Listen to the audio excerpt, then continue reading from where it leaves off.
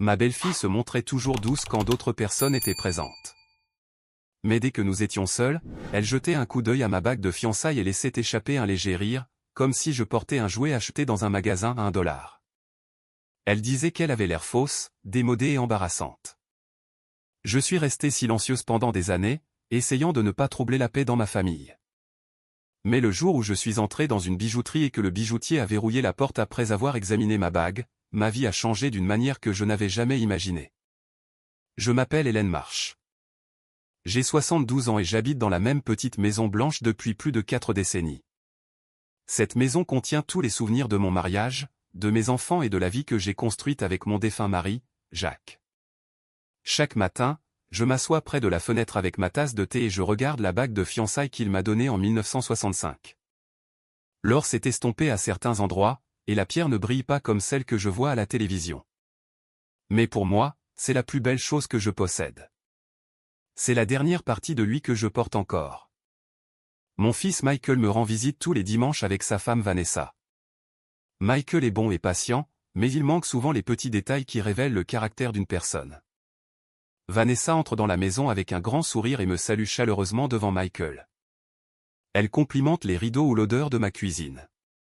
Mais quand Michael sort pour apporter les courses, sa voix change. Cette bague encore, Hélène ? Tu ne te lasses vraiment pas de la porter, dit-elle doucement, comme si elle me rendait service en le soulignant. Elle ne correspond tout simplement pas aux normes modernes. Les gens pensent probablement que c'est une pierre en verre. Ces mots me transpercent plus profondément qu'elle ne le réalise. J'essaie toujours de répondre avec gentillesse. Je lui rappelle que mon mari l'a choisie avec amour pendant une période difficile de sa vie. Elle s'excuse devant Michael, mais quand il se détourne, le sourire moqueur réapparaît. Avec le temps, j'ai commencé à éviter de porter la bague lors des réunions de famille. Je me suis dit que protéger la paix était plus important que la fierté, mais au fond de moi, une douleur sourde se formait. J'avais l'impression que mes souvenirs et mon histoire d'amour étaient effacés. Jacques m'a demandé en mariage juste avant son déploiement au Vietnam. Il a tenu mes mains et m'a dit « J'aimerais pouvoir te donner le monde, mais cette bague porte une promesse. Un jour, tu comprendras à quel point elle est vraiment spéciale. » À l'époque, je pensais qu'il essayait de me réconforter. Je n'ai jamais posé plus de questions. Je ne me suis jamais demandé où il l'avait eu ou pourquoi il parlait avec une telle certitude. L'amour me suffisait. Mais au fil des ans, surtout avec les commentaires de Vanessa qui devenaient plus audacieux, j'ai commencé à ressentir une nouvelle sorte de douleur. Non pas seulement de ces mots, mais de la peur d'avoir échoué à protéger l'héritage de l'amour de mon mari.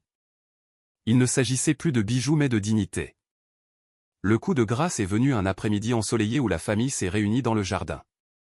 Vanessa a agité sa main parfaitement manucurée et a dit assez fort pour que les voisins l'entendent, « Nous devrions emmener maman faire du shopping pour une bague. Il est temps qu'elle ait quelque chose de vrai. » Tout le monde a ri poliment, pensant que c'était une blague inoffensive. Mais je pouvais voir que Michael était mal à l'aise. Il évitait mes yeux. À ce moment-là, j'ai décidé que je devais connaître la vérité. Pas pour l'argent, pas pour l'attention, mais pour mon propre cœur. Cette nuit-là, je suis allé dans ma chambre, j'ai ouvert une petite boîte en bois et j'ai serré la bague fermement entre mes doigts.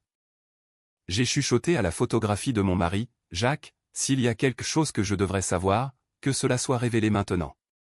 Je n'avais aucune idée que la vérité derrière cette bague allait non seulement choquer ma famille, mais aussi changer la façon dont je voyais toute ma vie.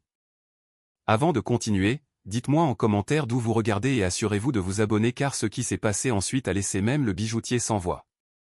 Le matin où j'ai décidé de faire évaluer la bague fut l'un de ces jours rares où tout semblait immobile, comme si le monde savait que quelque chose d'important était sur le point de se produire. Je me suis réveillé plus tôt que d'habitude. Le soleil se levait doucement sur le quartier, projetant des traînées chaudes d'or sur le sol de ma chambre. J'ai pris une profonde inspiration et j'ai tendu la main vers la petite boîte en velours dans mon tiroir. À l'intérieur reposait la bague de fiançailles que Jacques avait placée à mon doigt il y a près de 60 ans. Pendant des décennies, elle avait été un symbole d'amour et de sacrifice. Dernièrement, elle était devenue une cible de moquerie et de jugement. Je l'ai glissée à mon doigt, déterminé à ne plus la cacher. Michael et Vanessa devaient venir cet après-midi. J'ai décidé que ce serait le dernier jour où je permettrais à quiconque de me faire honte de quelque chose qui avait une signification si profonde. Quand ils sont arrivés, Vanessa est entrée dans ma cuisine avec son sourire éclatant habituel. « Bonjour, Hélène » a-t-elle chanté. « Oh, tu portes encore la bague.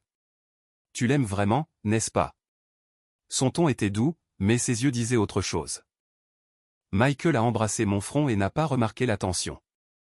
Nous nous sommes assis à table. Vanessa s'est versé du café et a dit, « Tu sais, il y a une nouvelle bijouterie en centre-ville qui offre des nettoyages de bagues gratuits. Ils peuvent polir les vieilles pièces et les faire paraître presque vraies. » Presque vraies. Ces mots m'ont frappé durement.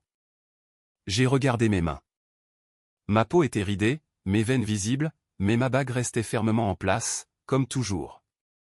J'ai répondu calmement, « Elle est vraie, Vanessa. » Elle a fait un sourire compatissant, du genre que l'on adresse à un enfant qui croit aux contes de fées. « Bien sûr, Hélène. J'en suis sûr. Elle est probablement juste de mauvaise qualité, mais ne t'inquiète pas. Nous pourrons t'en procurer une jolie. Quelque chose de digne. » Sa voix était douce, mais ses mots étaient cinglants. J'ai vu Michael se tortiller d'inconfort, mais il est resté silencieux. J'ai senti une chaleur monter dans ma poitrine.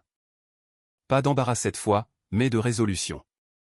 J'ai décidé de la faire évaluer, ai-je dit, en gardant ma voix stable. Non pas parce que j'ai besoin de validation, mais parce que je veux en documenter l'histoire pour vos enfants un jour. Vanessa s'est figée un instant, puis a ri légèrement. C'est une merveilleuse idée. Préparez-vous simplement à l'honnêteté. Les bijoutiers ne se soucient pas de la valeur sentimentale. Cet après-midi-là, après leur départ, je me suis assise seule dans le calme. Mon esprit est revenu à la nuit précédant le départ de Jacques pour le Vietnam. Il a tenu ma main et a dit, « Ce diamant a vu plus d'histoires que nous n'en verrons jamais. Promets-moi que tu ne douteras jamais de sa valeur. » À l'époque, j'étais une jeune femme amoureuse. Je n'avais pas besoin d'explications. Sa parole me suffisait. Mais maintenant, les années ayant passé et la bague étant devenue l'objet de ridicule, des doutes avaient commencé à s'insinuer. Le lendemain, j'ai pris rendez-vous chez Whitman et Fils joaillier. C'était l'une des plus anciennes bijouteries de la ville, réputée pour travailler avec des pièces antiques. Au téléphone, la réceptionniste m'a dit que leur gémologue principal s'occuperait personnellement de ma bague. Quelque chose dans son ton m'a rendue à la fois nerveuse et pleine d'espoir. Ce soir-là, Michael a appelé pour prendre des nouvelles. « Maman, Vanessa m'a dit que tu faisais évaluer la bague. Es-tu sûre de vouloir te donner tout ce mal ?» J'ai hésité avant de répondre. « Ton père m'a dit un jour que cette bague était spéciale. J'ai porté cette conviction toute ma vie. Maintenant, je veux juste connaître la vérité, quelle qu'elle soit. » Michael a marqué une pause. « D'accord, maman. Je te soutiens. » Il n'a peut-être pas compris la profondeur de mes émotions, mais son soutien m'a donné de la force. Avant d'aller me coucher, j'ai jeté un dernier coup d'œil à la bague. La pierre ne brillait pas comme les diamants modernes. Sa clarté était inhabituelle, presque trop claire, avec une douce lueur intérieure qui semblait retenir de minuscules faisceaux de lumière emprisonnés. J'ai réalisé que je ne l'avais jamais vraiment regardée avec un œil curieux. Je l'avais seulement vue avec mon cœur. Le lendemain matin, je me suis habillé avec soin. J'ai porté la robe bleue préférée de mon défunt mari, celle dont il disait toujours qu'elle rendait mes yeux plus jeunes. En fermant la porte d'entrée à clé, j'ai chuchoté, « Si tu me guides, donne-moi un signe. » Je n'avais aucune idée que le signe que je demandais viendrait de la manière la plus inattendue. Chez Whitman et Fils, quand j'ai remis la bague, tout dans ma vie a commencé à changer. La clochette au-dessus de la porte du bijoutier a tinté doucement alors que j'entrais chez Whitman et Fils joaillier. La boutique était calme, élégante, et portait la légère odeur de bois poli et de cuir patiné. Des vitrines de verre tapissaient les murs, contenant des colliers et des bagues qui scintillaient sous la douce lumière jaune. Il n'y avait pas de clients à l'intérieur, seulement un monsieur plus âgé derrière le comptoir, portant des lunettes à monture fine et une expression calme. Il a levé les yeux à mon approche et a fait un signe de tête respectueux. « Bonjour » a-t-il dit. « Vous devez être Madame Marsh. Je suis Monsieur Whitman. S'il vous plaît, asseyez-vous. » Sa voix était polie, professionnelle, mais il y avait quelque chose en elle qui me faisait sentir que j'étais sur le point de découvrir une vérité enfouie depuis longtemps. Je me suis assise et j'ai retiré délicatement ma bague de fiançailles, la posant doucement dans le plateau en velours qu'il m'a offert. Ma main a hésité un instant, comme si une partie de moi craignait de la laisser partir. C'était ma bague de fiançailles, ai-je expliqué. Mon mari me l'a donnée en 1965, juste avant de partir pour le Vietnam. Je ne l'ai jamais fait évaluer. Je n'ai jamais pensé que j'en avais besoin. Monsieur Whitman a hoché la tête pensivement. Une pièce de cette époque peut receler plus d'histoires qu'il n'y paraît. Il a pris la bague avec des mains gantées, et au moment où la gemme a capté la lumière, son expression a changé. À peine perceptible, mais assez pour faire battre mon cœur plus vite. Il a placé la bague sous une loupe et a commencé à l'examiner attentivement sous plusieurs angles. Ses sourcils se sont froncés, et sa main est restée immobile un long moment. J'observais chaque mouvement, chaque pose, mon souffle peu profond. Il a ajusté la lentille, puis l'a ajustée de nouveau, comme pour confirmer quelque chose. Finalement, il a enlevé ses lunettes, m'a regardé et a demandé doucement, « Madame Marsh, votre mari vous a-t-il jamais dit où il avait obtenu cette bague ?» J'ai senti un étrange frisson me parcourir. Il m'a seulement dit qu'un jour je comprendrais sa valeur. Je pensais qu'il parlait de valeur émotionnelle. Monsieur Whitman s'est levé lentement. Sans un mot, il s'est dirigé vers la porte d'entrée, a tourné la clé et l'a verrouillée. Le claquement a résonné dans la pièce. Mon cœur battait si fort que je pouvais l'entendre dans mes oreilles. « Pourquoi verrouillez-vous la porte ?» ai-je demandé, ma voix hésitante. Il s'est tourné vers moi et a parlé doucement, mais avec urgence. « Pour votre protection, Madame Marsh. Ce que je suis sur le point de vous dire n'est pas quelque chose que je veux que quiconque d'autre entende. » Il est retourné au comptoir et a sorti une lampe UV spéciale ainsi qu'un outil de grossissement plus avancé. Tandis qu'il examinait de nouveau le diamant sous ses outils, ses yeux se sont écarquillés avec une sorte de révérence. « Ce, a-t-il dit lentement, n'est pas un diamant de qualité commerciale. C'est un diamant de Golconde, une origine si rare que moins d'une poignée sont en possession privée aujourd'hui. Ces diamants ont été extraits d'une région spécifique en Inde il y a des siècles. Ils sont connus pour leur pureté absolue, complètement exempts d'azote, ce qui leur donne une lueur intérieure unique. » Ma bouche est devenue sèche. J'ai fixé la bague, incapable de parler. Il a continué, sa voix calme, mais pleine d'admiration. « Cette pierre peut valoir plusieurs millions de dollars, voire plus si sa provenance correspond à certaines archives historiques. Elle faisait probablement partie de collections royales ou nobles avant de disparaître de l'histoire. » La pièce est devenue soudainement plus petite. Je ne pouvais pas dire si je rêvais ou si j'étais éveillé. J'ai pensé à mon mari, jeune et courageux, me tendant cette bague de ses mains fermes avant de partir à la guerre. Je me suis souvenu de l'émotion dans ses yeux quand il m'a demandé de ne jamais la vendre. Il savait. Il a toujours su. Monsieur Whitman a levé les yeux pour rencontrer les miens. « Madame Marsh, votre mari devait savoir ce qu'il vous donnait. Ce n'est pas simplement une bague. C'est un artefact historique perdu. » J'ai posé une main sur mon cœur alors que des larmes montaient à mes yeux. Il ne m'a jamais raconté toute l'histoire. Il a juste dit qu'un ami le lui avait donné, un soldat qu'il avait rencontré à l'entraînement. Ce soldat lui avait sauvé la vie lors d'un accident d'exercice. Mon mari a dit qu'il lui avait offert tout ce qu'il avait dans son portefeuille en remerciement, mais le soldat a refusé et lui a plutôt tendu cette bague, disant qu'elle appartenait déjà à quelqu'un qui pourrait protéger son héritage. Monsieur Whitman a expiré lentement, absorbant chaque mot. « Madame Marsh, nous devons prendre des mesures supplémentaires pour authentifier cela. Le monde voudra connaître cette pierre. » La peur et la fierté se sont affrontées en moi. Pendant des années, j'avais été moqué pour cette bague. Maintenant, des inconnus pourraient faire la queue juste pour la voir. Ma vie, autrefois calme et ignorée, était sur le point d'être projetée dans un endroit que je n'attendais pas. Mais plus que tout, j'ai ressenti une chaleur profonde et montante. Non pas de la fierté pour la valeur de la bague, mais de la fierté pour mon mari. Il ne m'avait pas seulement donné son cœur, il m'avait donné quelque chose que l'histoire elle-même avait perdu et oublié, et je l'avais porté à ma main tous les jours. Monsieur Whitman a doucement reposé la bague devant moi. « Madame Marsh, que souhaitez-vous faire ?» À ce moment-là, je savais qu'il ne s'agissait plus de prouver à Vanessa qu'elle avait tort. Il s'agissait d'honorer l'héritage de mon mari et de protéger quelque chose de inestimable. « Je veux que la vérité soit connue, » ai-je dit doucement, « mais je veux que son nom soit aussi rappelé. » Monsieur Whitman a hoché la tête. « Alors c'est exactement ce que nous ferons. » La semaine suivante a semblé être la plus longue période de jours que j'ai vécue depuis très longtemps. Monsieur Whitman avait envoyé le diamant à un laboratoire gémologique indépendant pour une évaluation et une documentation complète. La bague était conservée dans un coffre-fort sécurisé, protégé par plusieurs niveaux d'assurance et de protocoles de sécurité.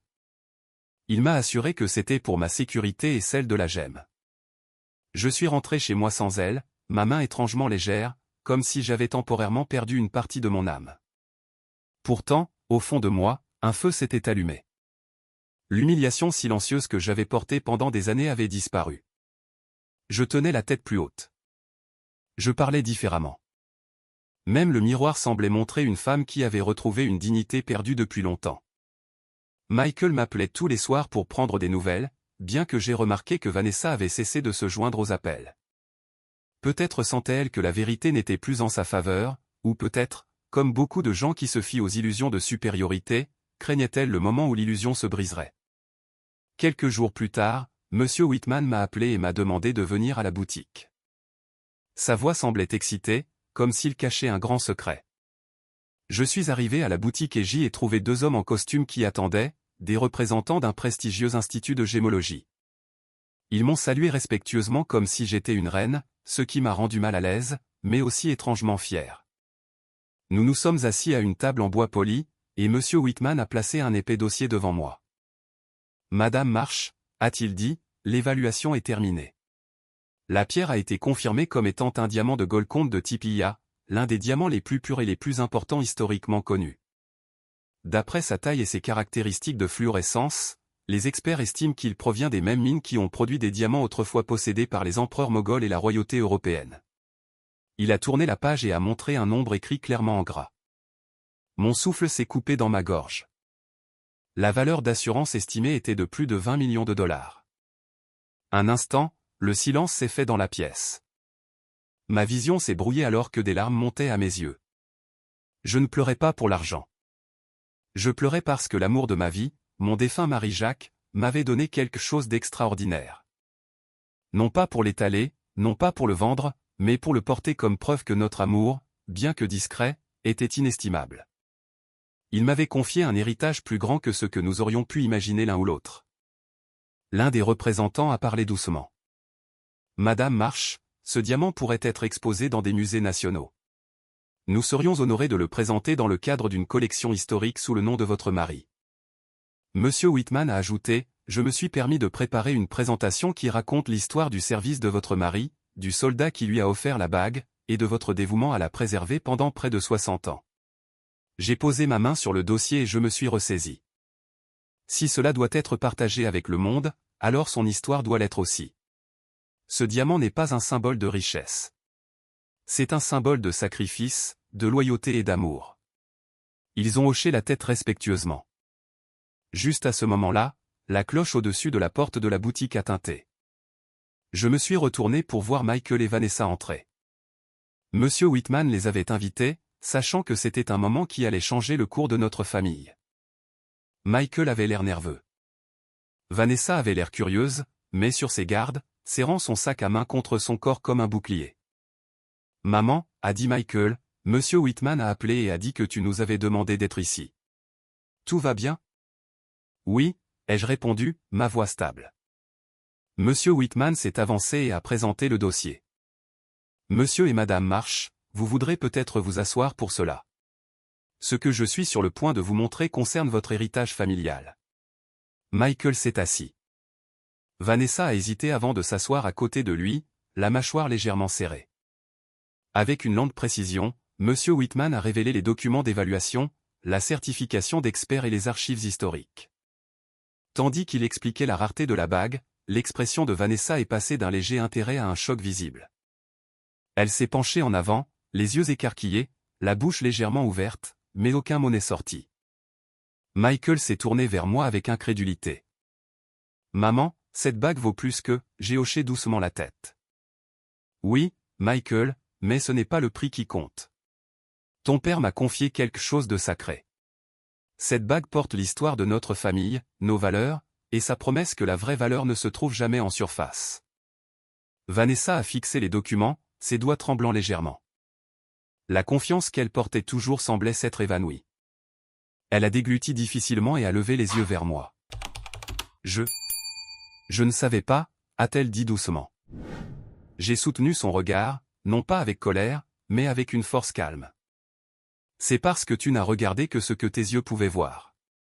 Tu n'as jamais essayé de voir ce que le cœur se souvient.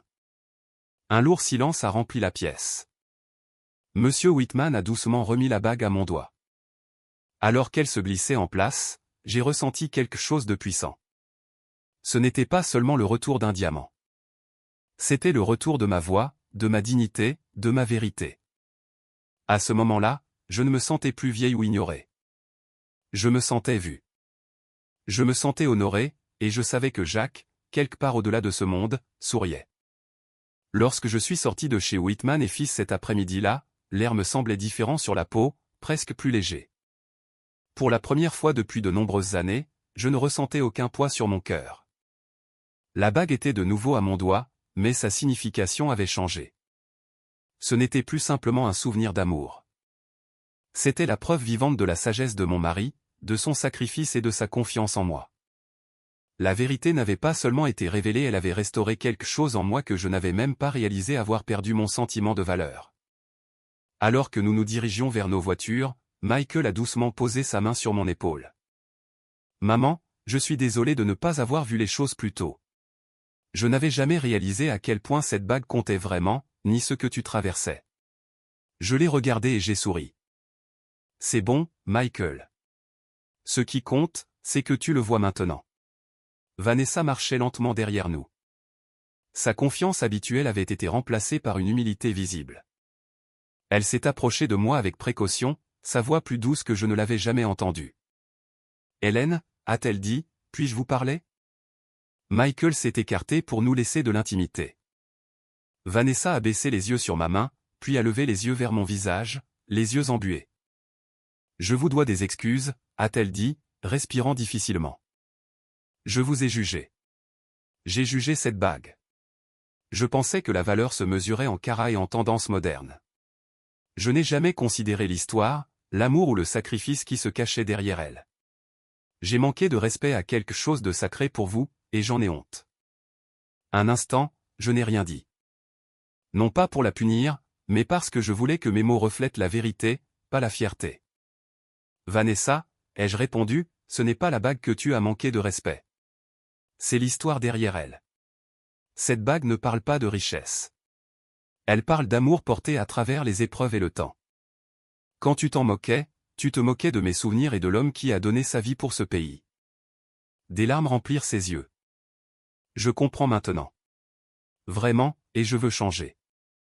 Je veux être quelqu'un qui enrichit cette histoire familiale, pas quelqu'un qui essaie de l'effacer. » Elle hésita avant de demander, « Me pardonnerez-vous » À ce moment-là, le pardon n'était pas une faiblesse.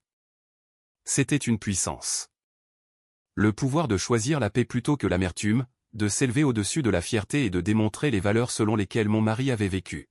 « Je vous pardonne, dis-je doucement, mais que ce pardon s'accompagne de responsabilité.